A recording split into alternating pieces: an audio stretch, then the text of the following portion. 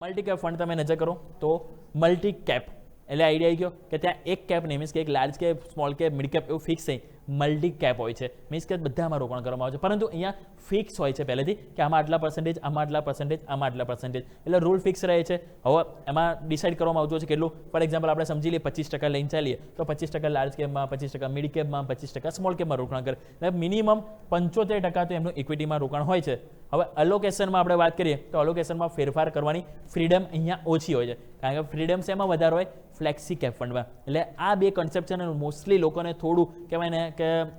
સમજવામાં થોડી પ્રોબ્લેમ થતી હોય છે ફ્લેક્સી કેપ અને મલ્ટી કેપ ફંડમાં મલ્ટી કેપમાં થોડું પ્રપોઝનેટ એ જલ્દી એટલું બધું ફિક્સ અહીંયાથી નથી ચેન્જ કરી શકતા પરંતુ ફ્લેક્સી કેપમાં કરી શકે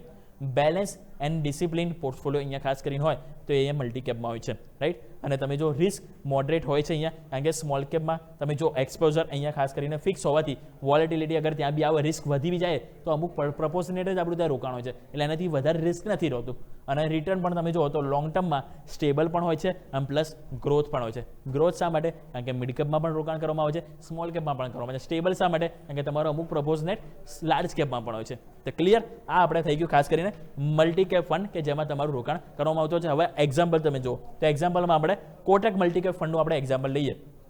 તો અહીંયા તમે પોર્ટફોલિયો જો ટોટલ 97.47% એમનું રોકાણ અહીંયા કરવામાં આવે છે અને અધર્સ તમે જો તો 2.53% હવે અહીંયા એક્ઝામ્પલ તરીકે આપણે લઈએ મારુતિ સુઝુકી તમે જો એમનું અત્યારે જે એમણે રોકાણ કરે છે મારુતિ સુઝુકીમાં કેટલું 4.79% આજુબાજુ હીરો મોટોકોર્પમાં તમે નજર કરો તો હીરો મોટોકોર્પમાં 4.19% તેઓ રોકાણ કરે છે એ બાદ તમે જો ઇન્ડસ ટાવર છે એનટીપીસી છે શ્રીરામ ફાઇનાન્સ છે આમાં તમે જો 3.08%નું રોકાણ એમના દ્વારા કરવામાં આવે છે એટલે ટોટલ તમે જોયું તો જે રીતે આપણને રોકાણ કરવામાં આવે ટોટલ આ 5 કંપની આપણે સમજીએ કે જે એમનું જે આ હોલ્ડિંગ ઓલરેડી છે એટલે આમાં તમે જોશો તો મલ્ટી કેપ છે એટલે કે તમારું લાર્જ કેપ પણ આવી ગયું મિડ કેપ પણ આવી ગયું અને સ્મોલ કેપ પણ આવી ગયું